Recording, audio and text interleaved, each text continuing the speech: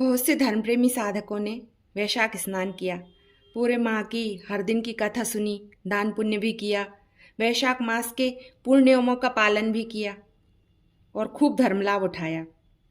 किंतु हमारे कुछ साधक ऐसे भी होंगे जो वैशाख स्नान, दान पुण्य, व्रत नियम करना तो बहुत चाहते थे, पर किसी कारणवश या परेशानी में वो कर ही नहीं पाए। तो आज मैं उन्हीं साधकों के लिए एक ऐसा सरल उपाय लेकर आई हूँ जिसको करने से उन्हें पूरे वैशाख मास के स्नान, दान पुण्य आदि का फल प्राप्त हो जाएगा। तो वो सरल उपाय है पचवीकम, यानी वैशाख मास के अंतिम 5 दिन। इन 5 दिनों में आप संपूर्ण वैशाख महीने का फल प्राप्त कर सकते हैं। पचवीकम आरंभ हो रहे हैं 8 मई दिन गुरुवार मोहिनी एकादशी से। आप एकादशी वाले दिन ब्रह्म मुहूर्त में जागिए और अपने नित्य कर्मों से निवृत्त होकर यदि किसी पवित्र नदी पर जा सकते हैं तो बहुत अच्छा, नहीं तो घर में ही थोड़ा जल, शुद्ध जल में थोड़ा गंगा जल डालकर हर हर गंगे, दुख हर गंगे, सुख कर गंगे बोलकर स्नान कर लीजिए, आपका गंगा स्नान हो जाएगा।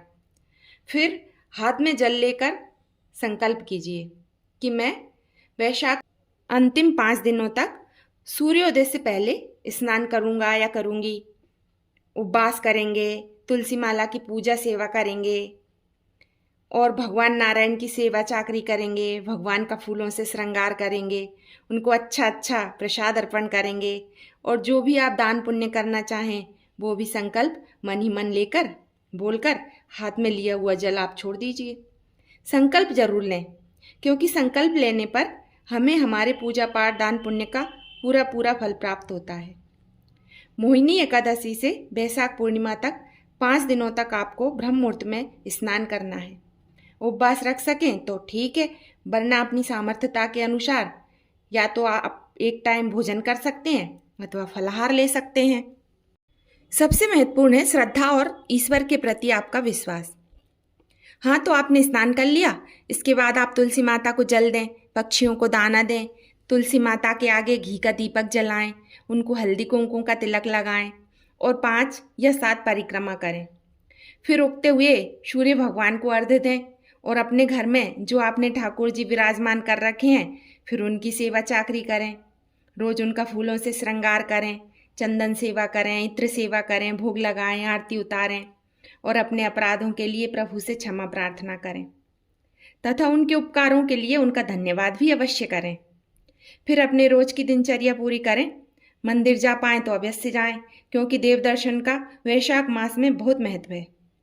आप इन 5 दिनों में रोज कुछ न कुछ अपनी सामर्थ्यता के अनुसार दान अवश्य करें, जैसे जलदान, अन्नदान, फलदान, वस्त्रदान, छाता दान, सत्तू का दान, पंखा दान, बिस्तर दान, गौदान, जो भी आपको ठीक लगे किसी भी ज़रूरतमंद को आप इनमें से कोई भी चीज़ रोज़ दान कर सकते हैं, क्योंकि दान का बहुत महत्व है। दान का महत्व आप इस श्लोक से समझ सकते हैं। न दानाम समम मित्रम न च दानात् परम तपः, दानात् सर्वम प्रशंसन्ति दानम धर्मम सनातनम। अर्थात दान से बढ़कर कोई मित्र नहीं है और न ही दान से बढ़कर कोई तपस्या। दानी लोगों की सब तरफ प्रशंसा होती है और दान ही सनातन धर्म है।